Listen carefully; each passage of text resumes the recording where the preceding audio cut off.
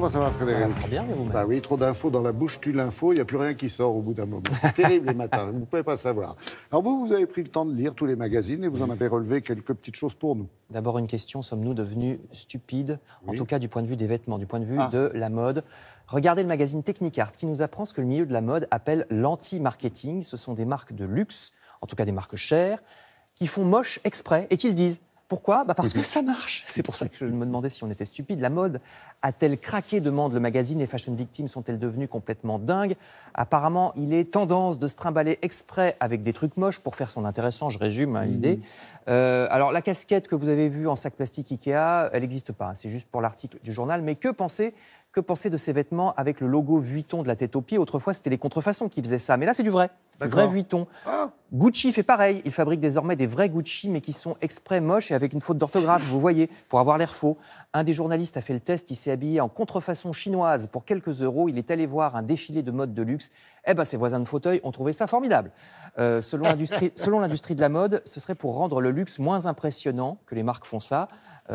Pour que tout le monde se l'approprie, de l'auto-parodie, c'est tellement smart. Ah, vous savez parler aux consommateurs. Vous. Voilà. Alors, le journal rappelle que ces t-shirts, tu parles, ça coûte environ 1 000 €, 8 000 pour un sweatshirt et 20 000 pour un sac. Donc, appropriation, mon œil, pour être poli. Sommes-nous devenus stupides? C'est aussi la question que pose Science et Vie Junior dans cet article sur les gonflés de la Terre plate, ces imbéciles qui affirment des choses idiotes comme la Terre qui serait plate.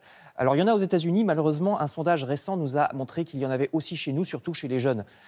Science et Vie donne donc quelques expériences simples, si besoin était, qui prouvent que la Terre est ronde. Je vous renvoie au journal avec l'ombre d'un bâton ou le fait que le soleil, quand il se couche, éclaire les nuages par en dessous. Il est très simple de prouver que la Terre est ronde. Je ne pensais pas avoir à démontrer ça un jour.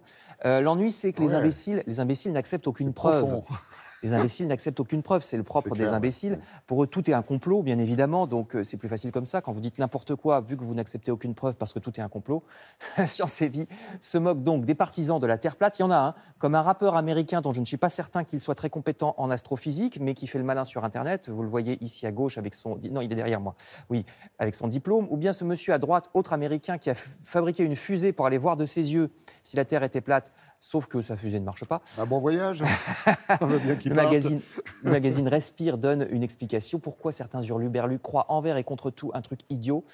Parce que quand la réalité ne correspond pas à nos attentes, ça génère un stress inattendu et certains sont incapables de gérer ce stress, alors que les personnes un peu plus intelligentes affrontent la réalité et essayent de comprendre ce qui ne va pas pour ne plus avoir à se mettre dans un système de stress quand ça leur tombe dessus et essayent de dénouer les nœuds.